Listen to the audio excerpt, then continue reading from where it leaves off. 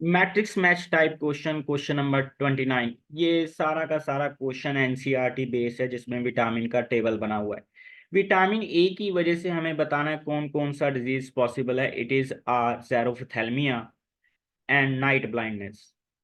You xerophthalmia के अंदर dryness रहती है, कॉर्निया हार्ड हो जाता है, वो टेढ़ापन सा जो आ जाता है आइज में, वो ज़ेरोथर्मिया होता है। एंड नाइट ब्लाइंडनेस की रात को विजन क्लियर नहीं रहता है। ऑप्शन बी के अंदर vitamin B 1, it is beri beri. Beri beri ज्यादातर बच्चों के अंदर पाया जाता है कि जिसमें भूख लगना बंद हो जाता है, ग्रोथ रुक जाती है, हड्डियां से निकल आती है, that is beri beri. Vitamin B 12, it is pernicious anaemia. RBC की कमी रहने शुरू हो जाती है। विटामिन सी की वजह से स्कर्वी नाम का डिजीज होता है, जिसमें गम्स ब्लीड करने लग जाते हैं, तो it is W. Vitamin D अक्सर आपने सुना होगा कि ये बोन्स के साथ एसोसिएटेड डिजीज है। विटामिन डी की कमी से कैल्शियम का अब्जॉर्प्शन कम हो जाता है बच्चों में, ये रिकेट्स एंड ऑस्टोमलेशिया नाम का डिजीज कोज कर सकता है, S&X। Vitamin E, RBC cell fragile हो जाते हैं और मसल में वीकनेस रहनी शुरू हो जाती है, that is T.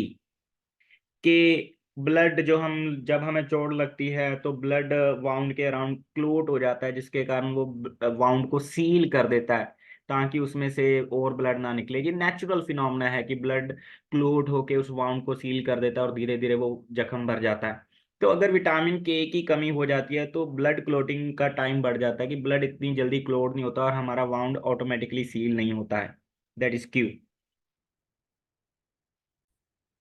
Matrix match में क्वेश्चन नंबर 30।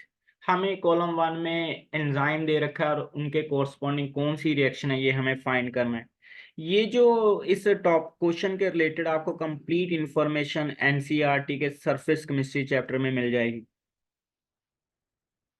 ना। इन्वर्टिस नाम का जो एंजाइम है, वो cane sugar that is sucrose को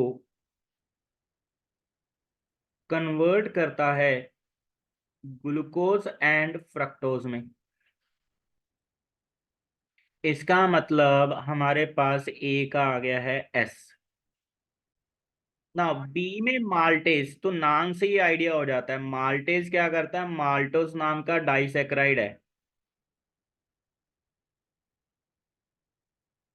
उसको ग्लूकोज में कन्वर्ट करता है, दो ग्लूकोज बन जाते हैं।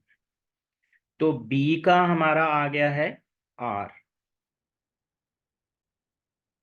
पेप्सिन नाम का जो एंजाइम है, वो इंटेस्टाइन के अंदर प्रोटीन को कन्वर्ट करता है पेप्टाइड के अंदर, तो इसके लिए क्या आ जाएगा, टी। याद रखना ये इंटेस्टाइन के अंदर है। पैनक्रियाज के अंदर जो होता है, इट इज ट्रिप्सिन नाम का एंजाइम होता है। यूरेज नाम से indicate it is something related with urea, urea को अमोनिया एंड CO2 में कन्वर्ट करता है। जाइमेज एंजाइम ग्लूकोज को अल्कोहल में कन्वर्ट करने के लिए यूज करते हैं, तो ये फर्मेंटेशन में भी यूज होता है दारू बनाने के लिए, तो इट इज क्यू।